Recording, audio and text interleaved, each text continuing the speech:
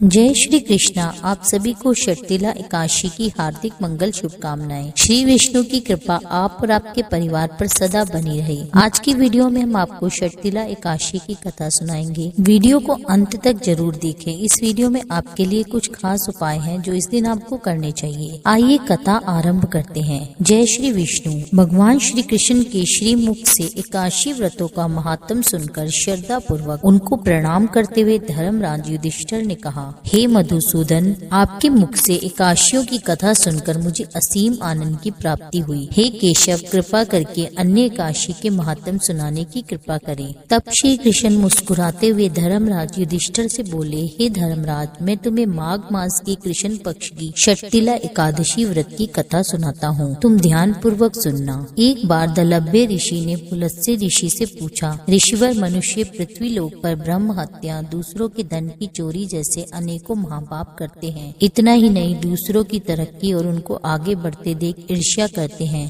ऐसे मनुष्य पाप, क्रोध, ईर्ष्या, लालच, मूर्खतावश करते हैं और बाद में शोक करके पछतावा करते हैं। फिर ये हमने क्या कर दिया? हे मुनिवर, ऐसे मनुष्यों को नरक से बचाने का क्या उपाय है? आप कोई ऐसा उपाय बताएं जिससे कलयुग में ऐसे मनुष्य को नरक से बचाया जा सके। ऐसा कौन सा दान पुण्य वे करें जिसके प्रभाव से उनके सभी पाप नष्ट हो जाएं? कृपया मुझे इन सब का उत्तर विस्तार पूर्वक बताइए। तब पुलस्त्य ऋषि कहने लगे, हे मुनिवर, आपने मुझसे बहुत ही सुंदर प्रश्न पूछा है। इससे संसार के मनुष्यों का हित होगा। जिस रहस्य को देवराज इंद्र देवता भी नहीं जान पाए, वही रहस्य अब मैं आपको अवश्य बताऊंगा। माघ मास आने पर मनुष्य को स्नान आदि से शुद्ध होकर अपनी इंद्रियों को वश में करके काम, क्रोध, लोभ, मोह, अहंकार, ईर्ष्या और द्वेष आदि का त्याग अर्थात इन सब बुरे कर्मों से बचना चाहिए। पुष्प नक्षत्र में गोबर, कपास, तिल मिलाकर उसके उपले बनाने चाहिए और उन उपलों से 108 बार हवन में आहुति देनी चाहिए। जिस दिन एकादशी तिथि हो तब अच्छे पुण्य देने वाले नियमों को ग्रहण करना चाहिए। इस दिन श्री हरि का पूजन व भजन करना चाहिए। दूसरे दिन धूप, दीप, नैवेद्य से पूजन कर भगवान विष्णु को खिचड़ी का भोग लगाएं। श्री हरि भगवान विष्णु का पूजन करके पेठा, नारियल, सुपारी सहित अर्घ देते हुए भगवान से विनय करें, हे भगवान, आप दीनों को शरण देने वाले हैं। आप इस संसार सागर में फंसे प्राणियों का उद्धार करने वाले हैं। हे पुंडरीकाक्ष, आप लक्ष्मी सहित इस अर्घ को स्वीकार करें। द्वादशी वाले दिन ब्राह्मणों को तिलों से भरा घड़ा, भोजन, वस्त्र, दक्षिणा आदि अपनी सामर्थ्य अनुसार दान करें। इस प्रकार मनुष्य जितने तिलों का दान करता है उतने ही वर्ष स्वर्ग में निवास करता है। इस दिन 6 प्रकार से तिलों के दान करने से इसका नाम षटतिला एकादशी पड़ा। तिलों में स्नान, तिलों का उपटन लगाना, तिलों से हवन, तिलों से तर्पण, तिलों का भोजन और तिलों का दान। इस प्रकार 6 प्रकार से तिलों के प्रयोग से मनुष्य के सभी पाप नष्ट हो जाते हैं। ऐसा कहकर पुलस्त्य ऋषि ने कहा, अब मैं षटतिला एकादशी की कथा सुनाता हूँ। एक समय नारद जी ने भगवान श्री हरि से षटतिला एकादशी का महात्म पूछा। वे कहने लगे, प्रभु, आप मेरा प्रणाम स्वीकार करें। नारायण नारायण करते हुए नारद जी बोले, हे प्रभु, षटतिला एकादशी के व्रत करने का क्या पुण्य फल मिलता है, उसकी कथा मुझे सुनाने की कृपा करें। नारद की प्रार्थना सुनकर श्री हरि कहने लगे, हे नारद, मैं तुम्हें प्रत्यक्ष देखा हुआ वृतांत सुनाता हूँ, तुम ध्यान पूर्वक सुनो।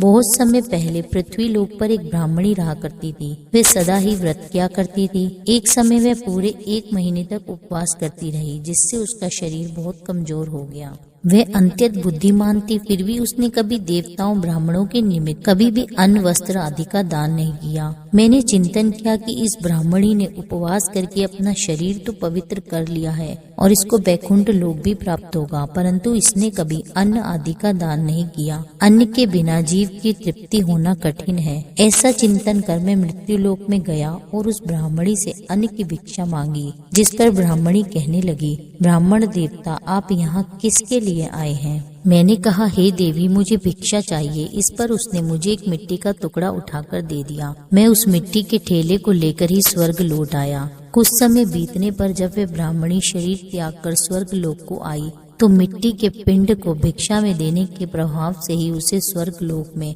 आम वृक्ष सहित एक कुटिया मिल गई, किंतु उसने अपनी कुटिया को अन्य सभी वस्तुओं से खाली पाया। जिससे घबराकर वह मेरे पास आकर बोली, हे प्रभु, मैंने तो अनेकों व्रतों से सदा आपका पूजन किया, किंतु फिर भी मेरा घर जरूरत की अन्य वस्तुओं से खाली है। इसका क्या कारण है? हे प्रभु, तब भगवान बोले, हे ब्राह्मणी, तुम अपने घर जाओ। जब देव स्त्रियां तुम्हें देखने आए तब उनसे तुम षटतिला एकादशी का व्रत महात्म और उसका विधान पूछना। जब तक मैं तुम्हें ना बताए तब तक तुम द्वार मत खोलना। भगवान के ऐसे वचन सुनकर वह अपने घर लौट गई और जब देव स्त्रियां आई और उससे द्वार खोलने के लिए कहने लगी तब ब्राह्मणी ने कहा, अगर आप मुझे देखने आई हैं तो पहले मुझे षटतिला एकादशी का महात्म बताइए। तब उनमें से एक देव स्त्री ने कहा, यदि तुम्हारी ऐसी ही इच्छा है तो ध्यान पूर्वक सुनो, मैं एकादशी व्रत और उसका महात्म विधान सहित बताती हूँ। जब उस देव स्त्री ने षटतिला एकादशी का महात्म सुना दिया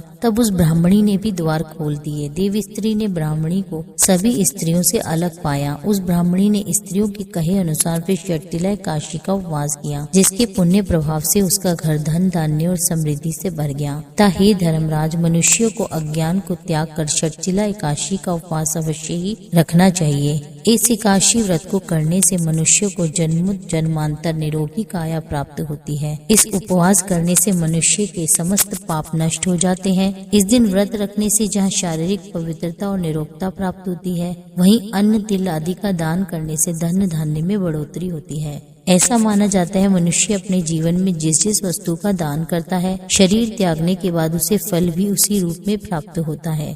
इसलिए दान पुण्य हमें अवश्य करना चाहिए। दान पुण्य आपको अपनी सामर्थ्यानुसार करना चाहिए। बिना दान पुण्य के हमारे धार्मिक कार्य करना व्यर्थ है। ये कुछ ऐसे उपाय हैं जिन्हें करने से आपके एकादशी व्रत का फल पूर्ण प्राप्त होता है। एकादशी की रात्रि के दिन जागरण करना चाहिए। रात्रि में अखंड दीपक प्रज्वलित कर जितना जागना आपके लिए संभव हो उतना हरि भजन हरि कीर्तन करना चाहिए। षटतिला एकादशी में तांबे चांदी या मिट्टी के पात्र में तिल भरकर दक्षिणा के साथ किसी ब्राह्मण को अवश्य दान करें। यह दान आपको द्वादशी वाले दिन संध्या काल से पहले किसी मंदिर में जाकर करना है या अपने घर में किसी ब्राह्मण को बुलाकर आप दान दे सकते हैं। षटतिला एकादशी का व्रत आपको शुभ मुहूर्त में ही खोलना चाहिए। ऐसा करने से ही आपको पूर्ण फल की प्राप्ति होती है, वरना आपको इसका आधा अधूरा फल प्राप्त होता है। तो ध्यान रहे कि आपको व्रत का पारण शुभ मुहूर्त में ही करना चाहिए।